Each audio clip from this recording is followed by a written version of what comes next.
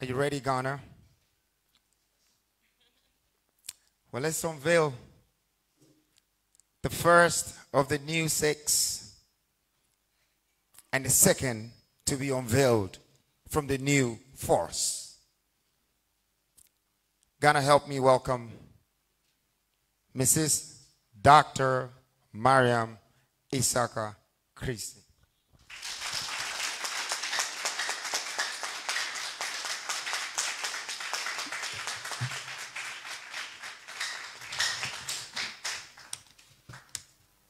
Okay, good evening, Your Excellency, our presidential candidate, Nana Kwame Bediako, honorable members of the new force, distinguished guests, fellow citizens and friends. Assalamu alaikum wa rahmatullahi wa barakatuh. I stand before you today with profound humility, immense gratitude, and a strong sense of duty as I accept the nomination as the vice presidential candidate of the new force for the upcoming elections. This nomination is more than just an honor. It is a responsibility I accept on behalf of all Ghanaians who are yearning for real change, for a future built on hope, and for a leadership that works for all. To our presidential candidate, Nana Kwame Bediako, I want to express my deepest appreciation for your confidence in me. Your leadership, bold vision, and passion for the future of our country are truly inspiring, and I'm deeply honored to join you on this journey.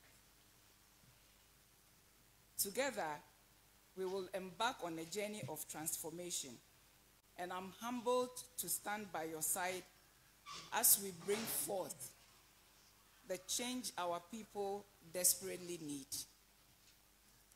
To the members of the new force, I'm honored to be part of this movement. You represent the collective will of Ghanaians seeking new leadership, one that can deliver real results and not just promises. This nomination is not just about me, who stands before you. It is about the collective mission we have embraced to bring transformation to our nation. It is about a shared mission to restore hope, rebuild our economy, and renew our nation.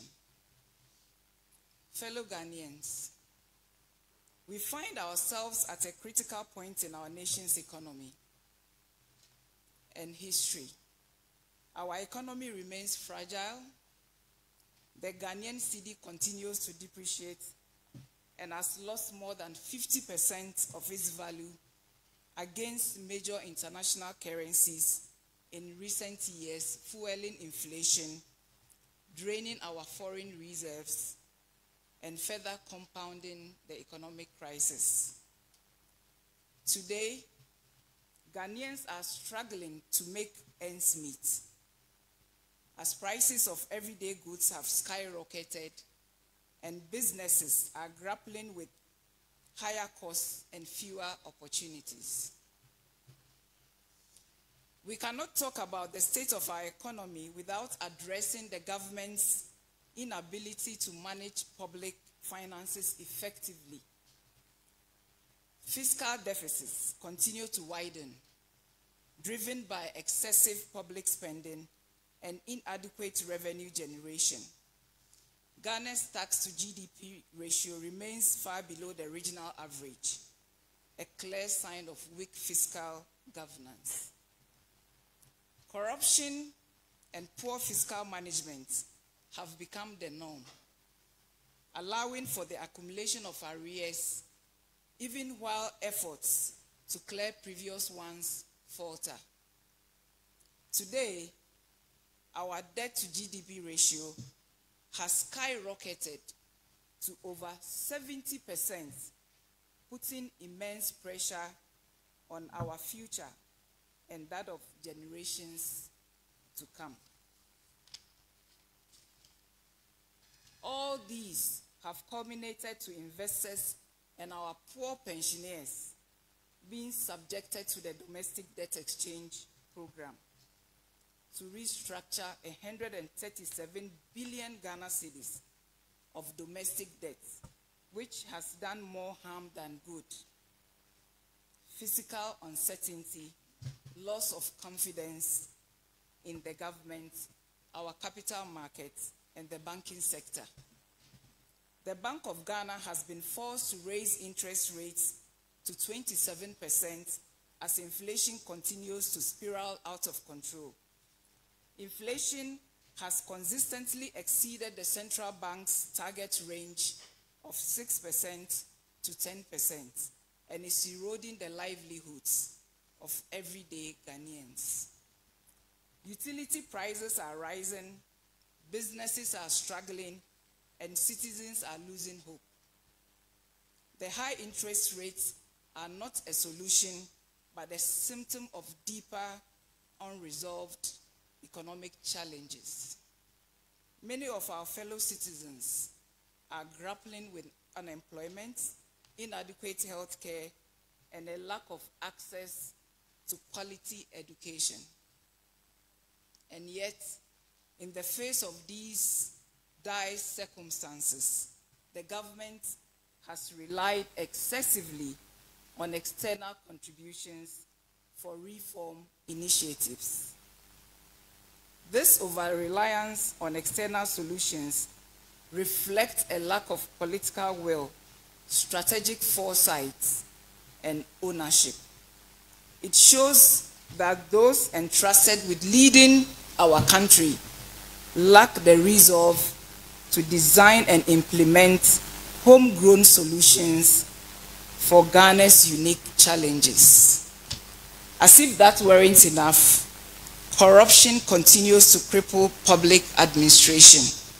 Weak accountability systems have allowed corruption to fester, eroding trust in government, institutions, and compromising the delivery of essential services. The result is a Ghana that lags behind in infrastructure, education, healthcare, and governance, despite potential of our nation. In the energy sector, which is vital to our economic growth, crisis remains. It requires significant financial support to remain functional, posing another fiscal risk.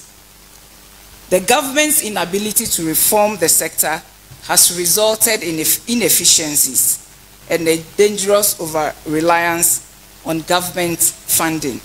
Without comprehensive reforms, the energy crisis will continue to hold back our economic potential. But we, the new force, are here to say it doesn't have to be this way.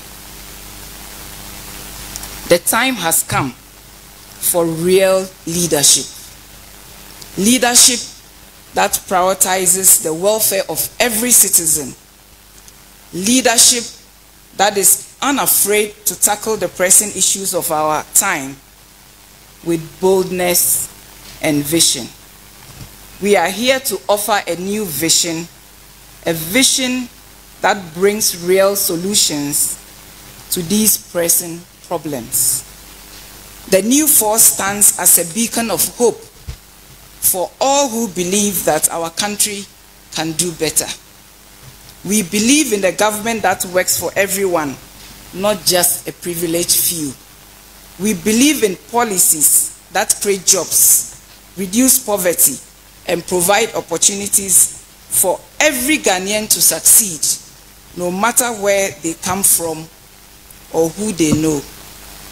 We believe in a future where our economy works for everyone, not just a few.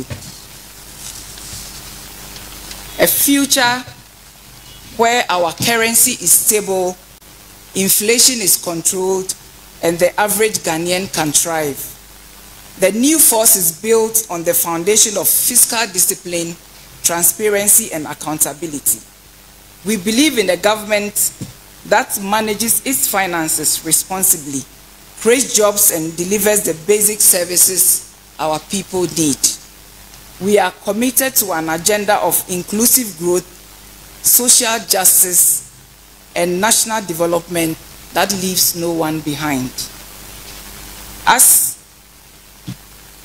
We will focus on ensuring that Ghana's resources are managed effectively and for the benefit of our people. Fellow citizens, this election is not just about who will lead, it is about the future of our nation. It is about choosing between the old ways of doing things which have not delivered for the majority of our people and a new forward-looking vision that seeks to uplift every Ghanaian. The new force offers a path to prosperity, not through promises alone, but through real action, accountability, and innovation. As your vice presidential candidate, I'm deeply committed to working alongside our presidential candidate, Nana Kwame Bediako, to deliver on our vision. We will focus on empowering our youth by creating jobs and fostering entrepreneurship. We will transform our education to give every child a chance to succeed. We will invest in healthcare so that no one has to choose between their health and their livelihood. We will ensure that every citizen feels the positive impact of our policies in their daily lives. But this is not a task we cannot accomplish alone. We need every Ghanaian to stand with us, to believe in the possibility of a better future, and to work together to achieve it. This is our moment.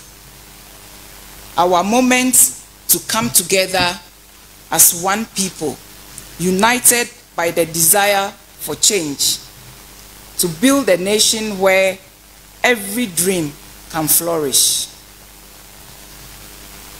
My fellow Ghanaians, I say this: your voice matters, your future matters, and the power to reshape that future lies in your hands.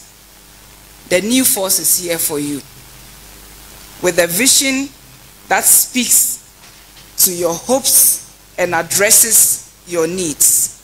Together, we can create a Ghana where opportunities are abundant, where hard work is rewarded, and where no one is left behind. In accepting this nomination, I reaffirm my commitment to serve the people of our country with integrity, dedication, and a focus on results. I stand ready to do the hard work that lies ahead, and I know that the collective will of the people, we can achieve greatness for our nation. Thank you, and God bless our homeland, Ghana.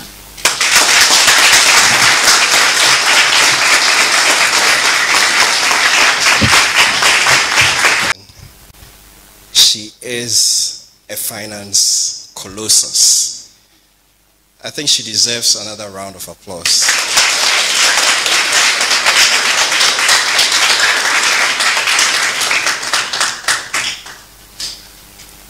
Without much ado, we will bring back the leader of the new force, the man of vision, and I call him the commander-in-chief of the Ghana Youth Forces, Nana Kwame Bediako.